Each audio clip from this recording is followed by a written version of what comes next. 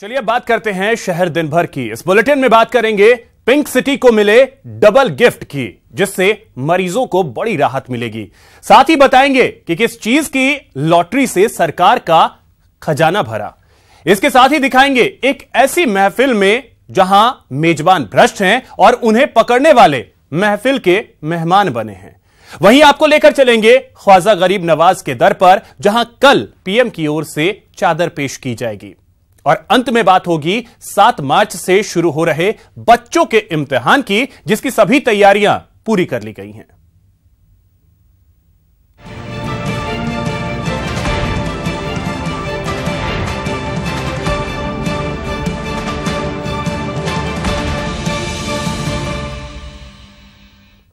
CM Ashok Gehlot ने जयपुर के Mahatma Gandhi university of medical sciences में cancer and super speciality centre का उद्घाटन किया। आधुनिक सुविधाओं से लैस इस सेंटर में कैंसर के मरीजों का बेहतर इलाज होगा।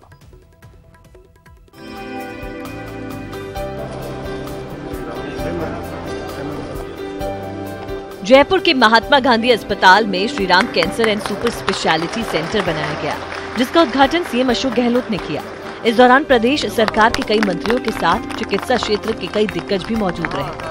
आधुनिक सुविधाओं से लैस 300 बेड के सुपर स्पेशलिटी सेंटर में कैंसर के मरीजों का इंटरनेशनल लेवल का इलाज होगा। इस मौके पर सीएम गहलोत ने कहा कि प्राइवेट सेक्टर को रेगुलेट करने के लिए सरकार प्राधिकरण बनाने पर विचार कर रही है। साथ ही उन्होंने कहा कि 19 साल पहले हमारी सरकार ने प्राइवेट सेक्टर में यूनिवर्सिटी और कॉलेज खोलने का फैसला लिया था, जिसका फायदा आज प्रदेश के लोगों को मिल रहा है। पढ़ने कॉलेज आनी चाहिए। उसके पहले दुर्भाग्य थे, पूरे हमारे साथी नौजवान महाराष्ट्र में, कर्नाटका में, अन्य राज्यों में जाते थे। तो एक फैसला करने का कितना इम्पैक्ट पड़ता है, उसका जीता जागता उदाहरण ये है कि आज हम यहाँ बैठे हैं और मीटिंग कर रहे हैं। अगर वो फैसला नहीं होता कि प्राइवेट सेक्टर को अलाउ करो, तो ना तो डॉक्टर स्वर्णकार जी ना अन्य साथी कॉलेज बना पाते। एक फैसले से तकदीर बदलती है, एक फैसले से विकास का मार्ग प्रशस्त होता है। जन कल्याणकारी योजना। तो वहीं सुपर स्पेशलिटी सेंटर के उद्घाटन के मौके पर चिकित्सा मंत्री डॉक्टर रघु शर्मा ने प्रदेश सरकार की निःशुल्क दवा योजना पर सियासत को लेकर विपक्षी दलों पर हमला बोला। जब इम्प्लीमेंट करने आप जाएंगे तो ये बहुत डिफिकल्ट टास्क है, क्योंकि हमारे विरोधी लोगों ने चुनाव जीतने की गरज से यहां तक कह दिया कि ये तो जहर बेच रहे हैं, हम लोग जहर दे रहे हैं दवाओं के नाम पे। ये अपराध है जो राजनीति के लिए लोगों ने किया है, लेकिन उस अपराध का जवाब प्रदेश की जनता दे रही है। कितने लोग लाभान्वित हो रहे हैं, ये कभी सोचा नहीं राजनीति करने वालों ने। बहरहाल Shriram cancer and super speciality centre में oncology, onco surgery, radiation therapy, immunotherapy और मॉलिक्यूलर थेरेपी के जरिए कैंसर के इलाज की सुविधा शुरू की गई है। I as a doctor was witness to the facilities, both diagnostic and therapeutics, here and in the country that time and now also. Was quite upset and unsatisfied. Neither they were of expected standards of medical care nor affordable to the majority of our people. That day onwards, we decided to come up with the Center of Excellence in Cancer Care, which should be best in all aspects of medical care. इस आधुनिक Shriram cancer and super speciality centre के शुरू होने से प्रदेश के cancer मरीजों को यहाँ बेहतर इलाज मिल पाएगा, जिससे अब इलाज के लिए दूसरे प्रदेश का रुख नहीं करना पड़ेगा। न्यूज़ 18 के लिए सचिन शर्मा के साथ दिनेश शर्मा की रिपोर्ट। प्रदेश भर में शराब की दुकानों के लिए आज लॉटरी निकाली गई। राजधानी जयपुर के भवानी निकेतन स्कूल ग्राउंड में लॉटरी के लिए लोगों का हुजूम मौजूद रहा, जहां जयपुर शहर और ग्रामीण की लॉटरी निकाली गई।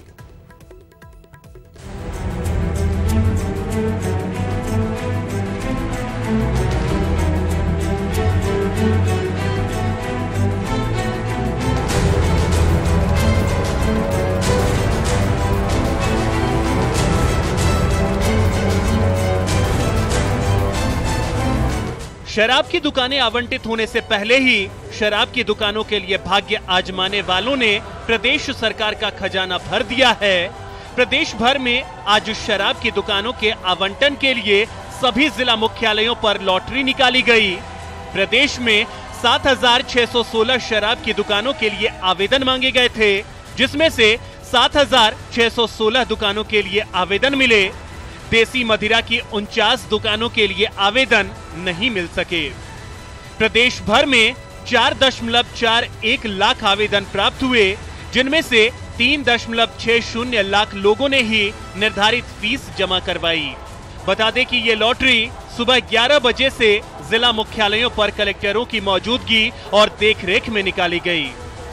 पिंक सिटी जयपुर की बात करें तो 404 दुकानों के लिए आवेदन पहुंचे, जिनमें अंग्रेजी शराब की 206 और देसी मदिरा की 196 दुकान शामिल हैं।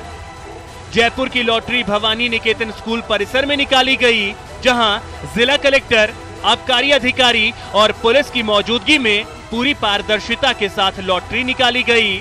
जयपुर शहर और ग्रामीण के लिए अलग अलग काउंटर बनाए गए।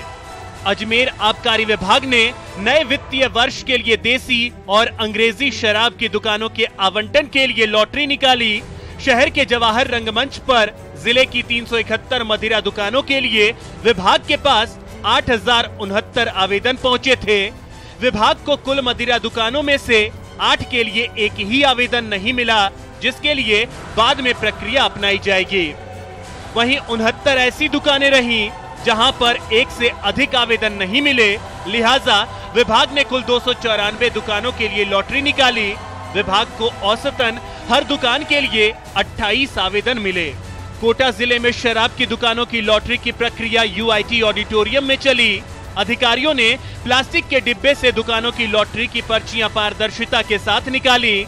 जिले में अंग्रेजी शराब की 53 दुकानें हैं और देसी शराब की 143 दुकानें, जिनके लिए कोटा जिला आबकारी विभाग को 9,000 से ज्यादा आवेदन प्राप्त हुए हैं।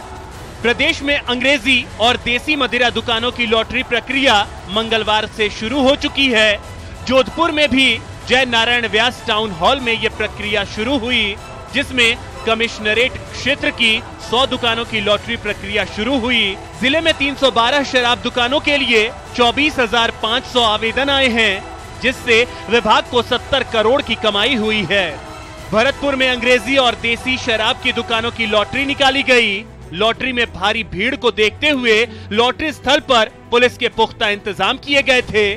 जिले की 31 अंग्रेजी और 142 देसी शराब की दुकानों के लिए लॉटरी निकाली गई।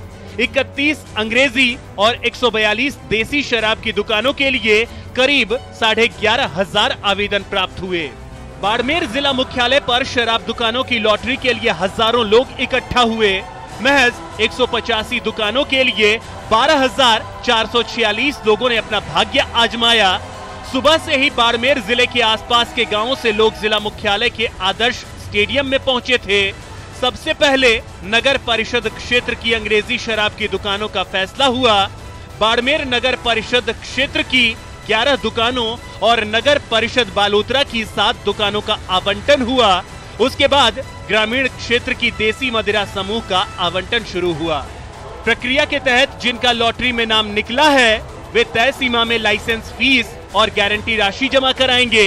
यह फीस पहले 3 दिन में 40% और अगले 10 दिन में 60% जमा करानी होगी। साथ ही 18% गारंटी भी 10 दिन में जमा करानी होगी। वहीं देसी मदिरा के लिए पहले दिन में 4% और अगले 10 दिन में अगली 4% गारंटी राशि जमा करानी होगी। प्रदेश भर से आए आवेदनों के जरिए सरकार को 1,004 करोड़ रुपए की कमाई हुई, लेकिन अब ठेका आवंटन की लोकेशन का खेल सामने है, जिसको लेकर माथापच्ची होनी है। बता दें कि आबकारी के नियम 75 के तहत अब सफल आवेदकों को अपने दस्तावेज जमा कराने होंगे। Bureau report, news 18 Rajasthan. प्रदेश भर में शराब ठेके के लिए आबकारी विभाग ने लॉटरी निकाली। ये नीलामी 7,500 से ज्यादा दुकानों के लिए की गई। इस दौरान दिग्गज अधिकारी मौजूद रहे। आपके टीवी स्क्रीन पर इस वक्त 5 जगहों की तस्वीरें हैं। ये तस्वीरें जोधपुर, उदयपुर, बारां, चित्तौड़गढ़ और अजमेर की है, जहां लॉटरी निकाली गई। चलिए अब आपको लेकर चलते हैं एक ऐसी महफिल में जहां मेजबान भ्रष्ट हैं और उन्हें पकड़ने वाले महफिल के मेहमान बने हैं। जाम वाली महफिल का वीडियो वायरल हो गया और कार्रवाई के नाम पर भ्रष्टाचार पर लगाम लगाने वालों का केवल ट्रांसफर किया गया। महफिल जमी है, जाम बने हैं, शराब का सुरूर है, ठहाके लग रहे हैं, रोडवेज पार्टी हो रही है, भ्रष्ट मेजबान हैं, अधिकारी मेहमान हैं। इस महफिल के मेहमान और मेजबान के बारे में आपको विस्तार से बताएं, उससे पहले जरा महफिल के बारे में बारीकी से जान लीजिए।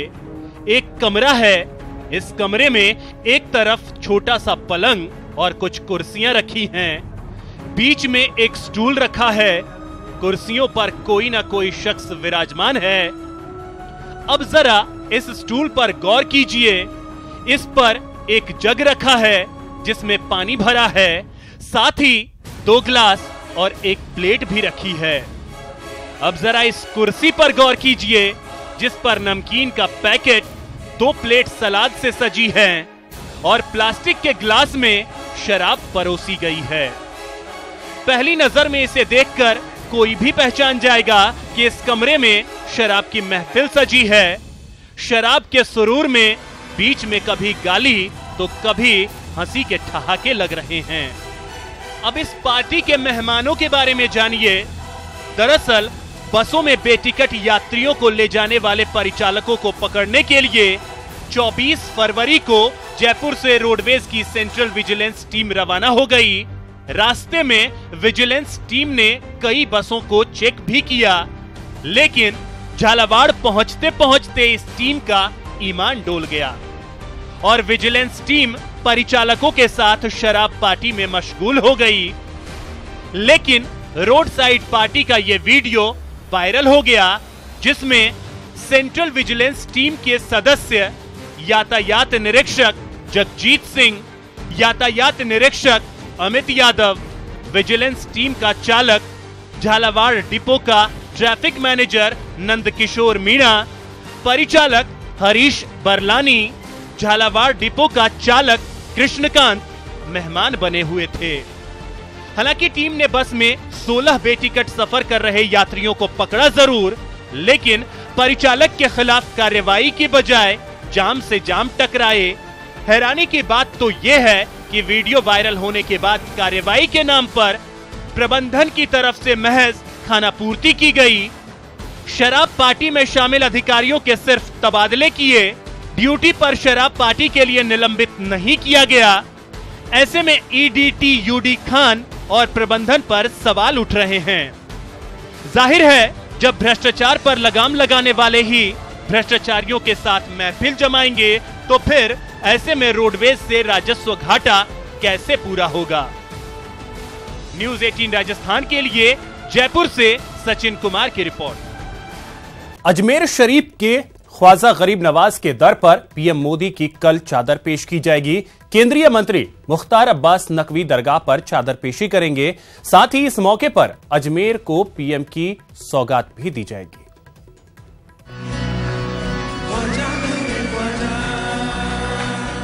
अजमेर शरीफ में ख्वाजा के दर पर 6 मार्च को पहुंचेगी देश के प्रधानमंत्री नरेंद्र मोदी की चादर। पीएम मोदी की तरफ से पूरी अकीदत के साथ चादर लेकर पहुंचेंगे केंद्रीय अल्पसंख्यक मंत्री मुख्तार अब्बास नकवी। जी हां, 807वें उर्स के मौके पर पीएम की चादर को मुख्तार अब्बास नकवी आस्ताने शरीफ पर चढ़ाएंगे और ख्वाजा से यही दुआ करेंगे कि ख्वाजा तू ही शहंशाहों के शहंशाह, तू ही सुल्ताने हिंद, वतन के दुखों को दूर कर, सरहदों को महफूज कर, तेरे ही आसरे हिंद की रखवाली। मज़ार शरीफ पर चादर पेशी के बाद बुलंद दरवाजे पर पीएम का संदेश पढ़कर सुनाया जाएगा। तो वहीं इस मौके पर पीएम मोदी की ओर से अजमेर को बड़ी सौगात भी मिलने जा रही है, जिसमें केंद्रीय मंत्री मुख्तार अब्बास नकवी कायड़ विश्राम स्थली में गरीब नवाज यूनिवर्सिटी का शिलान्यास करेंगे, जबकि सिविल लाइंस में ख्वाजा गरीब नवाज डिस्पेंसरी का लोकार्पण करेंगे। तो वहीं नकवी उर्स की तैयारियों को लेकर समीक्षा बैठक भी करेंगे। इस तरह जहां उर्स के मौके पर गरीब नवाज की दर पर पीएम की चादर चढ़ाने की रस्म होगी, तो वहीं अजमेर को पीएम की सौगात भी दी जाएगी। जाएगा। तो वहीं इस मौके पर पीएम मोदी की ओर से अजमेर को बड़ी सौगात भी मिलने जा रही है, जिसमें केंद्रीय मंत्री मुख्तार अब्बास नकवी कायड़ विश्राम स्थली में गरीब नवाज यूनिवर्सिटी का शिलान्यास करेंगे, जबकि सिविल लाइंस में ख्वाजा गरीब नवाज डिस्पेंसरी का लोकार्पण करेंगे। तो वहीं नकवी उर्स की तैयारियों को लेकर समीक्षा बैठक भी करेंगे। इस तरह जहां उर्स के मौके पर गरीब नवाज की दर पर पीएम की चादर चढ़ाने की रस्म होगी, तो वहीं अजमेर को पीएम की सौगात भी दी जाएगी। मौके पर गरीब नवाज की दर पर पीएम की चादर चढ़ाने की रस्म होगी, तो वहीं अजमेर को पीएम की सौगात भी दी जाएगी। अब बात करते हैं बोर्ड इम्तिहान की। छात्रों के लिए ही नहीं, शासन प्रशासन के लिए परीक्षा की घड़ी होती है। तभी 7 मार्च से शुरू होने जा रहे एग्जाम्स के लिए माध्यमिक शिक्षा बोर्ड संभल कर कदम रख रहा है। गुरुवार से बोर्ड परीक्षाओं का आगाज हो रहा है। उससे पहले मंगलवार को संगीनों के साए में बोर्ड परीक्षाओं के प्रश्न पत्र पुलिस थानों के लिए रवाना कर दिए गए। प्रदेश भर में पेपर्स की हिफाजत के लिए पुलिस के कड़े इंतजाम थे। सुबह से ही पेपर लेने के लिए संस्था प्रधानों से लेकर शिक्षक और अधिकारी अपनी बारी का इंतजार करते दिखाई दिए। आज हम जो प्रश्न पत्र वितरण कर रहे हैं वो थानों में जाएंगे और थाने से परीक्षा से 1 घंटा पहले केंद्राधीक्षक, उसका अतिरिक्त केंद्राधीक्षक और वहाँ जो उपस्थित पेपर कोऑर्डिनेटर है थाने में, उनकी उपस्थिति में अलमारी से जिस दिन परीक्षा है उसी दिन का प्रश्न पत्र वो निकालेंगे। बोर्ड परीक्षाओं में नकल रोकने के लिए उड़न दस्तों की चौकस निगाहें रहेंगी। जिला शिक्षा अधिकारी 2 ब्लॉक के बीच में एक उड़न दस्ता तैनात करेंगे।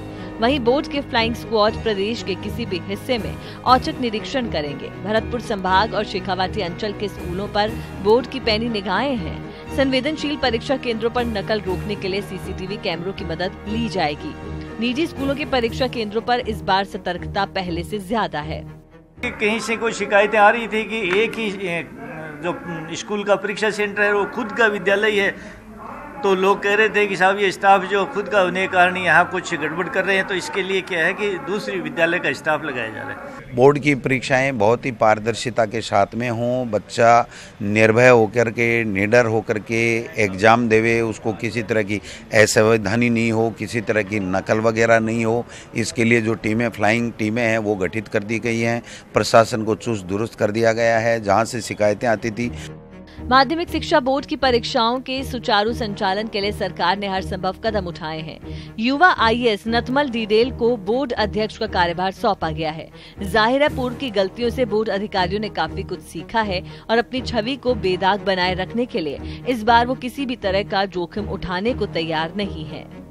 बोर्ड परीक्षाओं में नकल की रोकथाम और प्रश्न पत्रों को आउट होने से रोकना सरकार के लिए सबसे बड़ी चुनौती है। लिहाजा माध्यमिक शिक्षा बोर्ड फूंक कर कदम रख रहा है ताकि पारदर्शी परीक्षा प्रणाली पर किसी भी तरह के सवाल न उठाए जा सकें। इसलिए प्रश्न पत्रों की सुरक्षा भी ईवीएम की तरह हो रही है ताकि कहीं भी गड़बड़ी होने से पहले ही रोक दी जाए। कैमरा पर्सन दिलीप चेची के साथ बाबूलाल धायल, न्यूज़ 18 जयपुर। शहर दिन भर में इतना ही। नमस्कार।